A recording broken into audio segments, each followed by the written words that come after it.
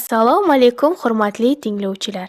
Bugungi audio loyihamiz buyuk mutafakkir Alisher Navoiyning mashhur dostoni Farhod va Shirin asosida tayyorlanadi.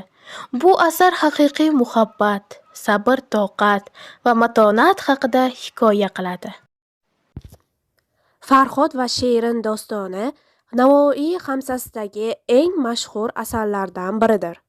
Asarda Farhod obrazi mardlik, halollik va fidoyilik timsoli.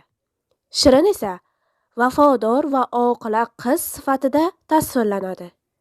Asarning asosiy g'oyasi haqiqiy muhabbat insonni buyuk ishlarga undaydi. Farhod Shirinning ishqida yonar. Uning uchun tog'larni teshib, ariq qazishga kirishadi. U muhabbat yo'lida hech qanday qiyinchiliklardan qo'rqmaydi. Ey Shirin, sening muhabbating qalbimga kuch berdi. Men sen uchun tog'larni teshaman, daryolarni buraman. Muhabbat yo'lida jon fido bo'lsa ham armon emas. Ey mard Farhod, sening sabring va matonating qalbimni larzaga soladi. Haqiqiy muhabbat bu sadoqat va poklikdir.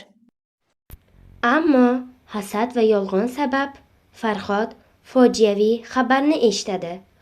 U muhabbat yo'lida halok bo'ladi. Shirin esa sadoqat ramzi bo'lib qoladi. Farhod obrazi bizga shuni ko'rsatadiki, mehnat qilish buyuk fazilat, muhabbat pok bo'lishi kerak. Inson iroda bilan tog'ni ham tesha oladi.